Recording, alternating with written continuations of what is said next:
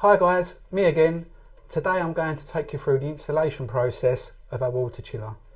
If you've had the water boiler already installed, or if you're installing the water chiller at the same time as the water boiler, this process will be exactly the same. So Gav, what things do you need to consider before installing a chiller alongside your kettle? There's four main items for consideration really.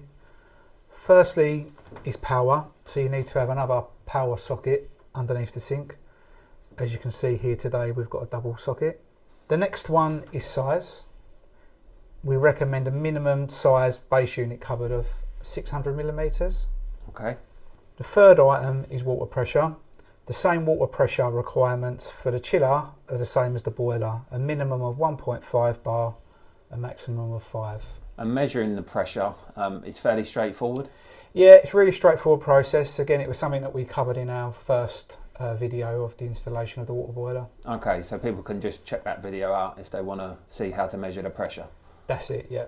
Okay, and the final one? Yeah, the fourth and final requirement, and the most important, is ventilation.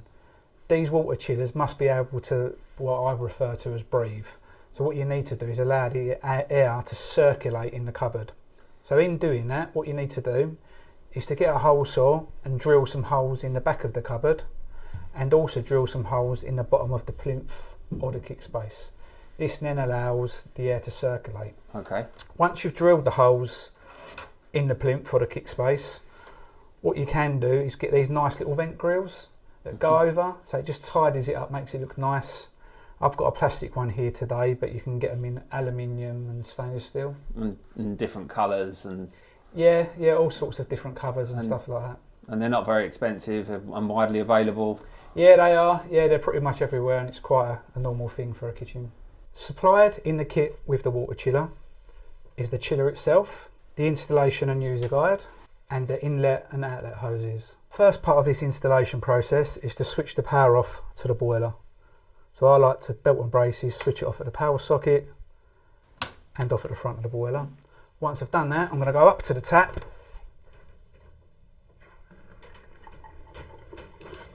So I'm just dispensing all the boiling water out of the system.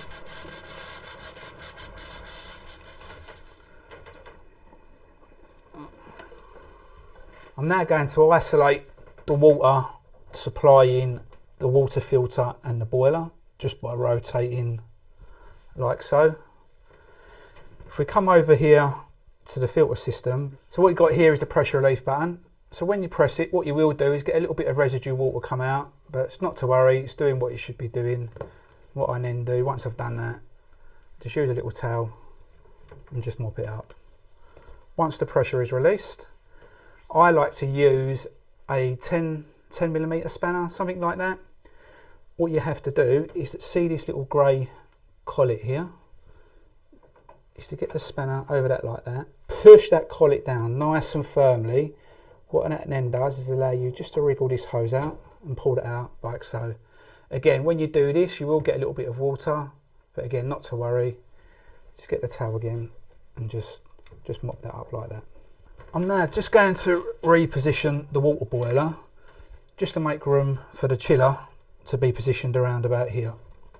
So I'm just going to move this boiler over about here, ready for this to be positioned. So firstly, going to remove the silicone protector caps. And what I like to do is just to screw the hoses in position first. We've got our first hose here that's got a red indication.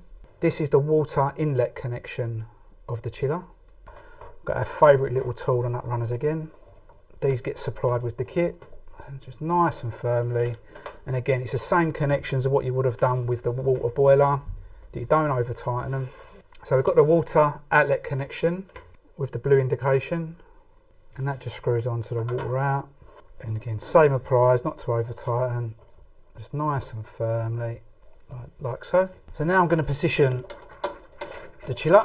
A really important thing here is when positioning, what you need to do is to allow a nice little gap for this fan to circulate and take the air in. What you can't do is have it positioned right up close to something. It's got to be a nice little gap. So what I'm going to do here is to connect the water outlet connection to the inlet hose of the tap. this hose connection is supplied with a John Guest fitting, so it's nice and easy and simple to place in position. You just push it in, make sure it's locked in place, give it a nice little tug, and then I'm going to make the water inlet connection, so it goes onto the outlet of the water filter to the inlet of the chiller, and do exactly the same. Just push it in, give it a nice little tug, and that's firmly in position. So now going to turn on the water, and what I like to do is to take an opportunity just to check around the connections to make sure there's no leaks. So I'm just going to turn on the filter first of all, just to release. You see all the air just coming out of the system now. Let that run until you've got a nice constant flow like you can see there. And just to do the same on the boiling side as well, which is fine. So now I'm going to switch on the power to both units. Just remove the plastic cap protector from the plug. Just plug it in and switch that on there and now. And then going to do the same for this side as well, for the boiler. Switch that on now and now. So as you can see, I've just switched it on, and you've got your two LEDs here at the front of the chiller. Your top one is green to indicate the power was on. The lower LED is red. When that LED turns green, it then indicates that the water temperature is where it should be. The cooling time is typically 20 minutes with an ambient water temperature coming into the system of 20 degrees. The lower LED is now green, which now indicates that the chilling cycle is now complete, and we're now ready to dispense some chilled water. The system's been flushed through, and you can see the nice chilled water going into the glass, all ready for a drink.